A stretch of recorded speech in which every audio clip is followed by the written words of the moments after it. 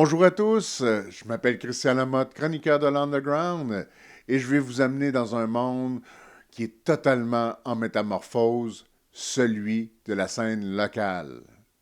Donc cette émission, elle comporte des entrevues, des spectacles, de la musique, et dans des genres comme le rock indie, le metal, le punk rock, le psychédélique, le stoner, et j'en passe. Bienvenue à la capsule de l'Underground.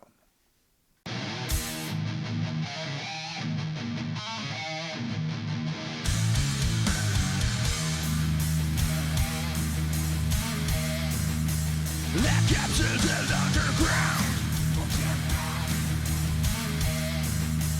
La capsule de l'Underground. Et voilà, je me retrouve en plein centre de Vinilia, disquaire sur Bonaventure. Ce n'est pas un château de cartes, mais bien un temple du vinyle. Je suis en compagnie de Stéphane Carbonneau, propriétaire des lieux. Salut Stéphane. Salut Christian, hey, tu me rappelles des souvenirs? Oui, L'époque de Planet Boom à l'époque de C'est Fou. tout à fait. Écoute, Crime. Stéphane, tu te rappelles-tu qu'on était à l'époque même que CFOU s'appelait Rage Radio? Oui, mais ça s'appelait C'est Fou quand même, mais c'était Oui. Rage, Radio, Rage. Fait que ça remonte à 30 ans. Oui, ça se peut. 28 ans. Oui. Ouais. On va se mettre à 28 ans, on va se rajeunir. Écoute, Stéphane, Vinilia, on parle d'un disquaire, mais c'est beaucoup plus que ça. Je vais faire un parallèle justement avec le parcours qui s'est passé depuis l'époque de C'est Fou quand on s'est connus. À l'époque de C'est Fou, on était empreint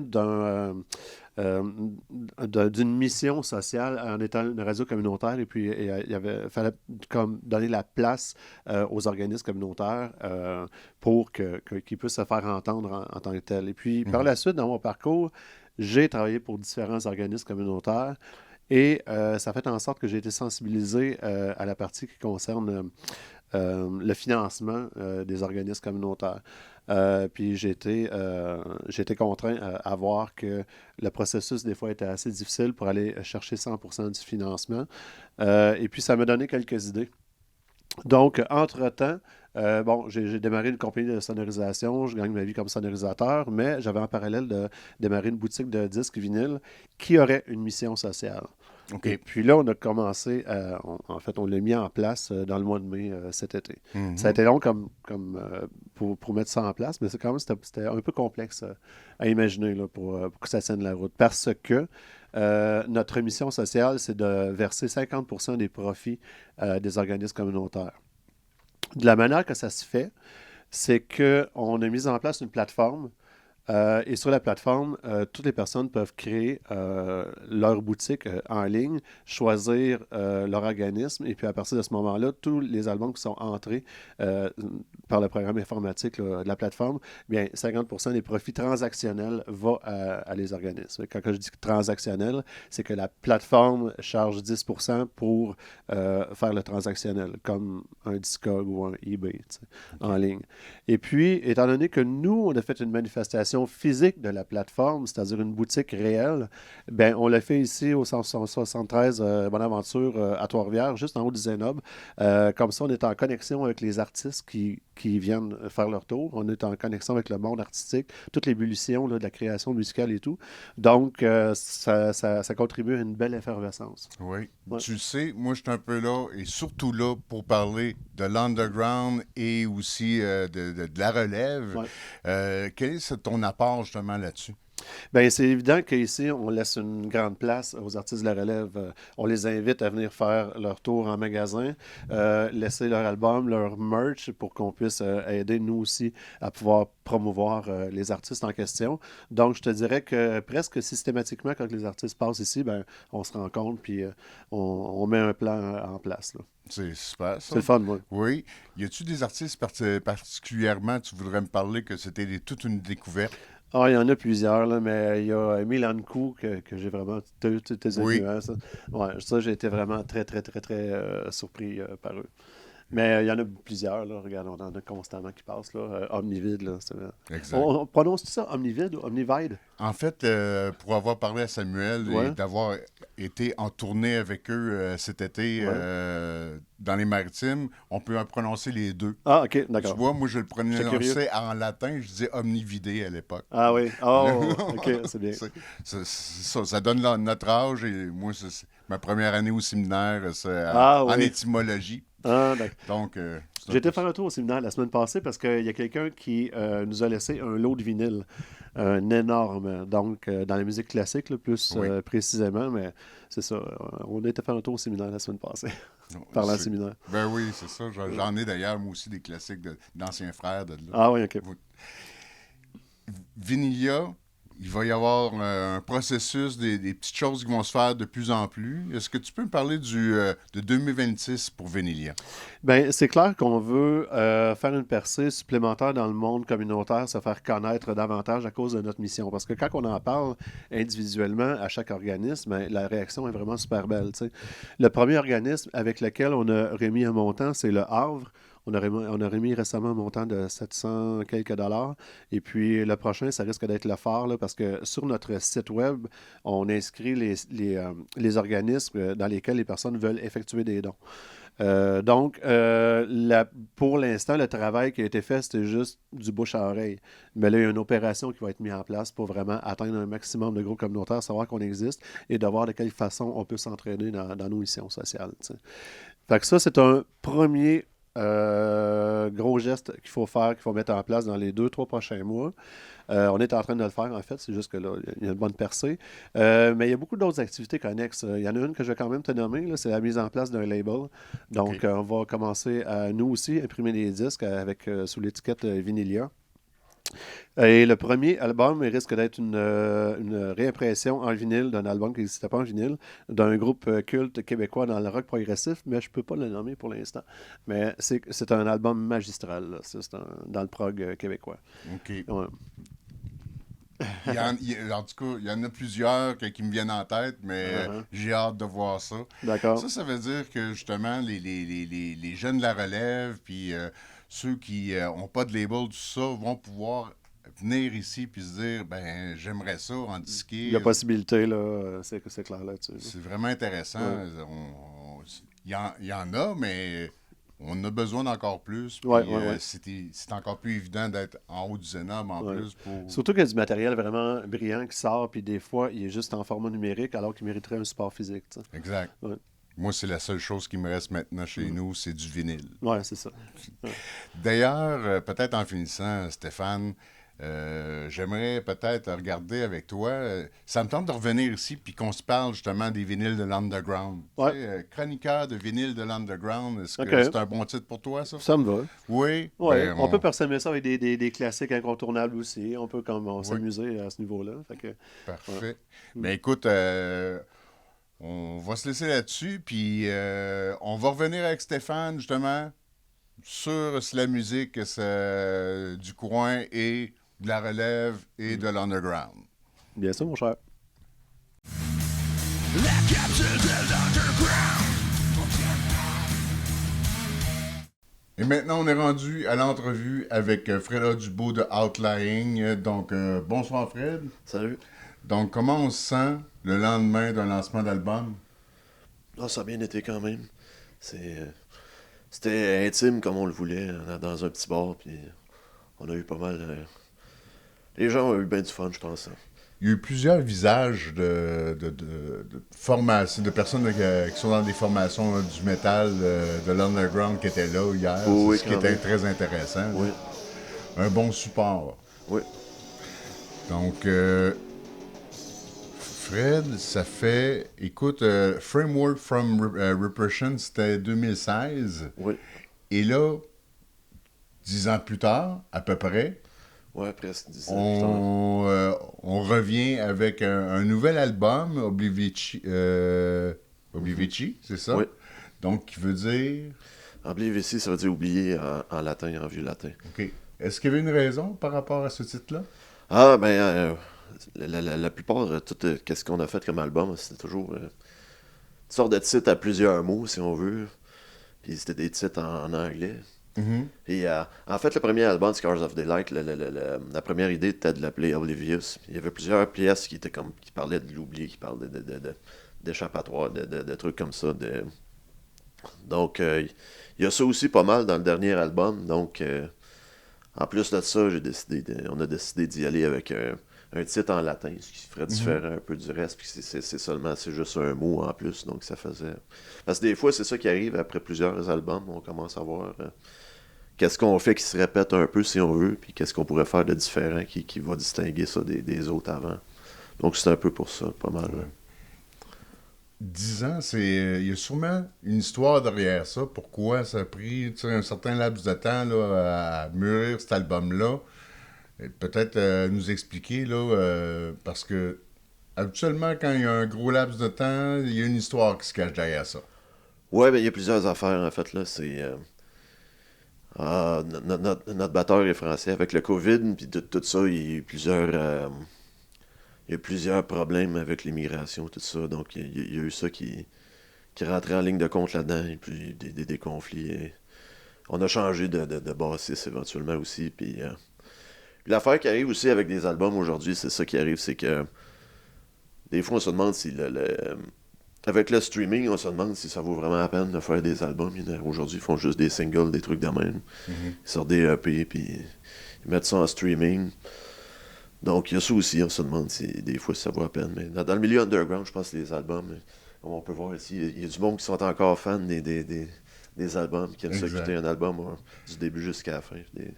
Mais c'est vrai que de plus en plus, on voit ça, entre autres les EP, qui ont jamais été aussi populaires dans le monde de la musique, là. Et c'est plus... ça coûte de l'argent, là, faire créer un album là, au complet, là. Ouais, puis le faire printer après aussi, le faire mettre en copie physique, donc en vinyle ou en CD. Donc, on n'a pas encore fait de copie physique. Il y a même des gens qui font des cassettes, tu sais, je vois ça. Il y a des gens qui ont recommencé à faire ça. On n'a pas encore fait de copie physique, éventuellement. Peut-être en faire pas trop. Avant, j'en faisais faire peut-être 500 par album, il y en a quoi de même. Des fois, c'est dur d'en vendre quand on fait tout ça, et puis on est comme pogné avec après ça. Mais, ouais, c'est ça. C'était quoi la question déjà? Je pense que je me suis égaré. Ben, c'est pas grave, c'était très bien, là. Mais pour revenir, peut-être, j'aimerais ça que tu nous dises par rapport à Outlying, comment on peut situer ce groupe-là présentement dans le monde du métal ou de la musique comme telle? Comment on peut le situer? Question de style ou question de...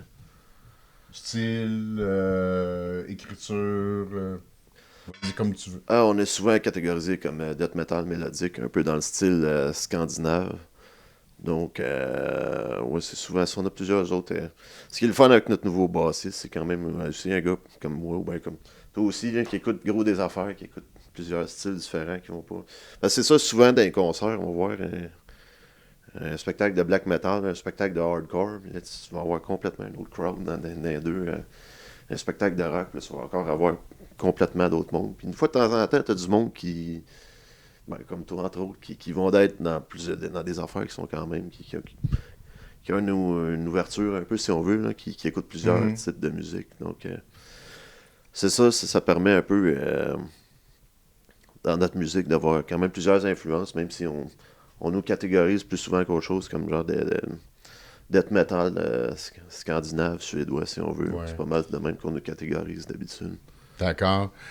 Puis le style de métal que vous faites, souvent, on va étiqueter le heavy metal pour c'est une musique qui est agressive, colérique.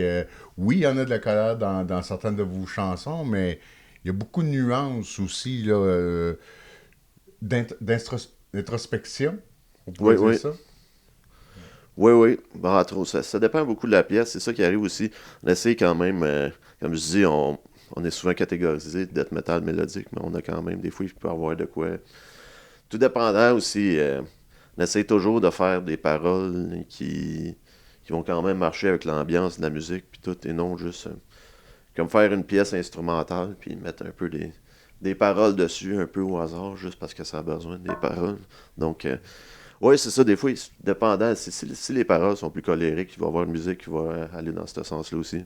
Des fois, on a des pièces qui sont plus peut-être dans le style balade un peu, que si la pièce est plus triste, mais ça va plus marcher avec...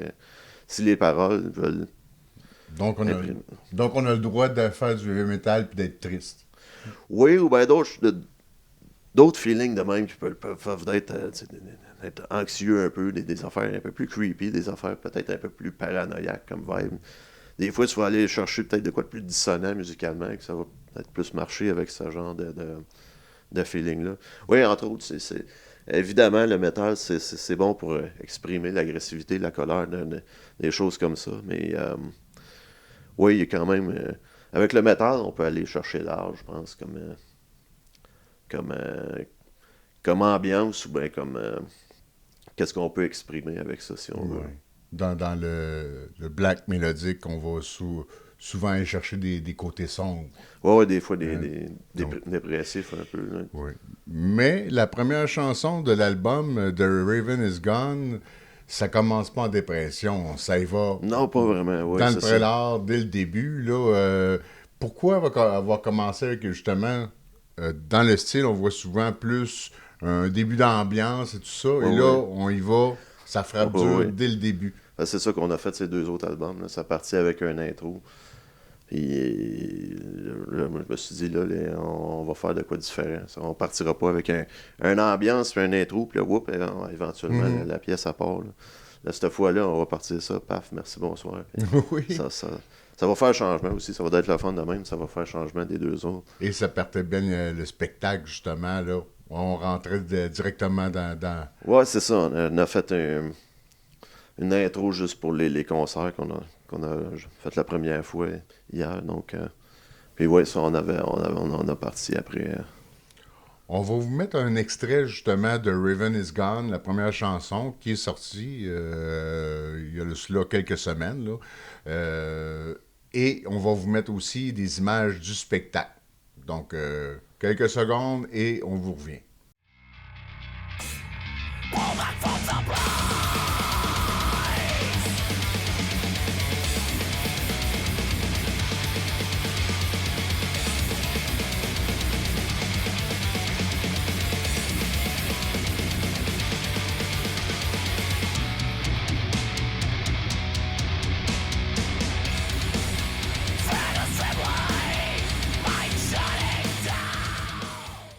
On te voit souvent au centre-ville, peu importe les bars, salles de spectacle, mais à la console.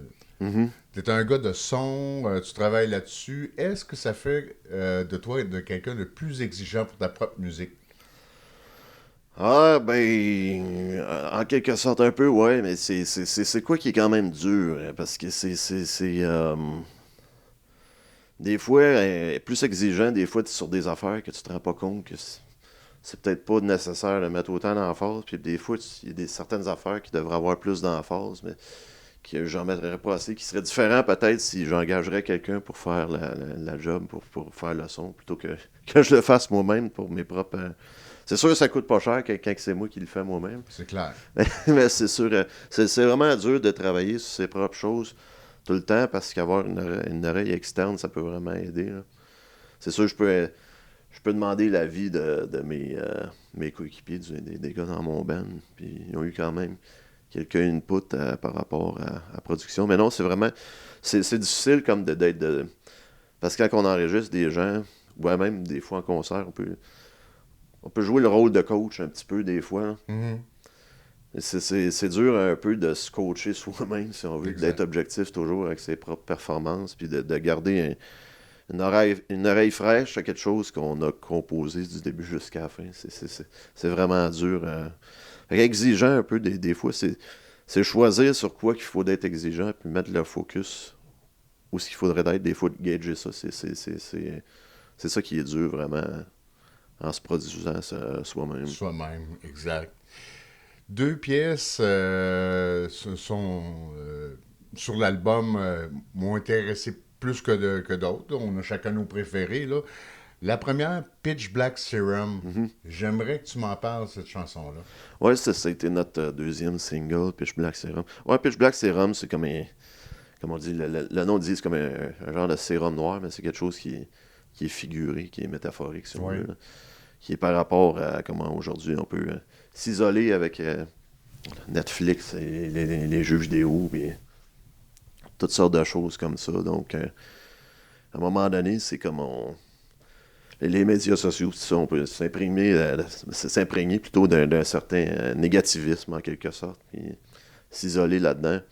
Donc, c'est comme si on aurait un sérum noir qu'on s'injecterait dans nous autres. C'est comme une genre d'image que j'ai faite qui m'a donné l'idée de ce titre-là, si on veut, mais c'est pas mal, c'est ça le sujet de la pièce. Le sujet de la pièce. Une autre pièce qui m'a amené à écouter beaucoup, c'est Dreamless Nights, qui est en 3 parties. Donc, pour moi, c'est une structure progressive, rock progressif. 3 étapes dans cette chanson-là. J'aimerais ça que tu nous en parles de ton écriture par rapport à cette chanson-là. Ah, cette pièce-là, ça parle d'addiction, donc le cycle d'addiction, en quelque sorte, de l'alcool, la drogue. Donc, comme pour illustrer le cycle en 3 parties, si on veut. J'ai comme fait une pièce en 3 parties. C'est un peu inspiré aussi je me souvenir un peu les années 90, là, Pantera, Suicide Note, Part 1, Part 2, je pense que c'était sur Far Beyond Driven, si je me souviens bien. Et ouais, c'était ça un peu. Là, j'ai essayé de mettre une twist un peu là-dedans, puis y aller avec une partie qui est peut-être un petit peu plus épique, mélodique pour la première. Puis la deuxième est vraiment peut-être un peu plus prog dans le style Tool au début, puis comme un bout de black metal, puis c'est vraiment plus spacey, qui va plus illustrer vraiment l'ivresse, si on veut, le faux plaisir qui vient de la consommation. Exact. Puis après ça, ben là, c'est comme un peu... peut-être un peu dans le style, justement, du Suicide Note Part 2, là, ce que ça fait, c'est que ça garoche, ça part dans le tapis, puis vraiment heavy, là, comme... illustrer, si on veut, les conséquences qu'en bout de ligne de la consommation. Ça t'aide pas à grand-chose, ça fait plus te rajouter des problèmes en bout de ligne. Pour essayer d'oublier, essayer de fuir, mais en bout de ligne, ça vient te rattraper. Et être prêt à tout reconstruire après ça. Oui. Écoute, l'album, la pochette comme telle, c'est une photographie qui a été faite à Trois-Rivières. Donc, c'est Joël Lassette qui l'a prise. Oui, c'est ça. Il y a quelques années. C'était un peu bizarre. Moi, je voulais avoir comme... Parce que ça, c'est carrément au coin de chez nous, là, c'est le coin Royal, Gervais. Donc, c'est ça. C'est un montage. Il y a des choses qui se sont modifiées, qui se sont rajoutées sur l'image originale. Ouais, mais c'est ça. Moi, j'ai comme... envoyé un message à Joey à un moment donné. C'est comme, tu peux-tu venir prendre en photo le coin de la rue de chez nous, tu sais. Fait qu'il a pris une couple de photos, j'en ai pris une, puis comme modifier ça pour faire un concept. Et aussi de faire de quoi, parce que c'est comme un peu plus bright, un peu plus vraiment délavé, si on veut, comme look de pochette, et non juste de quoi sombre qui aurait été encore là, qui aurait été peut-être plus prévisible avec le style qu'on fait. C'est plus apocalyptique, mais dans un rêve. Un peu, oui, c'était ça le but, oui. Exactement. Puis avec un photographe comme Joey, qui est photographe, entre autres, pour Eloquence Art, là, c'est quelqu'un qui fait beaucoup de belles photos, là. Donc, ça crée un bel album comme tel, comme pochette, là. C'est, ouais, merci. Tout à fait. Et à partir de là, en 2026... qu'est-ce qui s'annonce pour Outlying? Est-ce qu'on va penser à des vidéos, aller en tournée? Est-ce qu'il y a des choses qui se préparent? Pas mal de ça exactement là. Peut-être une vidéo au printemps. Ça serait de quoi qui serait le fun? C'est juste... à un moment donné, on va ramasser l'argent un petit peu pour pouvoir faire une vidéo. C'est sûr, des fois, dans le milieu de l'underground, tout le monde se connaît un peu. Des fois, on a des plugs, si on veut, puis on arrive à avoir on peut faire de quoi? Des enregistrements, des vidéos, des trucs de même. Pas trop cher. qui va quand même avoir de l'allure. Mais ouais, ça serait vraiment de quoi que... Puis même chose pour les concerts aussi, ça serait vraiment de quoi. Il faudrait qu'on commence à faire plus de concerts, qu'on soit à l'aise là-dedans. Oui. Ouais, qu'on se promène un peu, ça serait le fun. Encore là pour le printemps prochain. Pour les différents festivals, qui sait? Ouais, peut-être. S'il y en a que ça les intéresse, ça serait vraiment le fun, oui. Parfait. Ben écoute, Fred, l'album comme tel, Oblivici, se retrouve où présentement? Présentement, il est seulement distribué en digital, donc toutes les plateformes streaming, dans le style Spotify, YouTube, Apple Music. Il se retrouve aussi sur Bandcamp. Donc, à date, c'est pas mal ça. Il y a certains... Difficile à manquer, il se retrouve partout. Ouais, c'est ça. C'est pour les plateformes qui...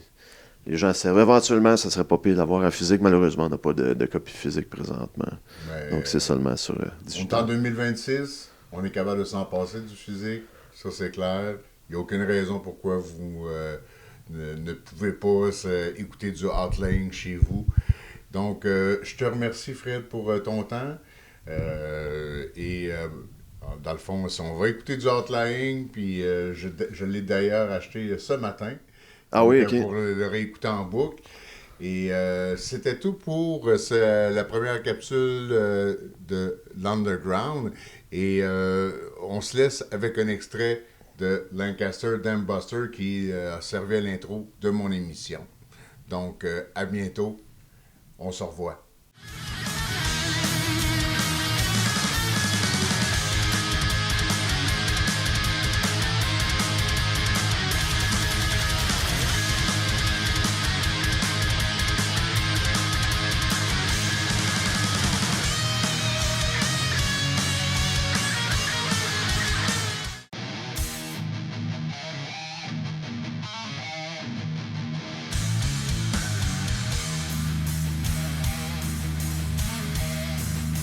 La capsule de l'underground.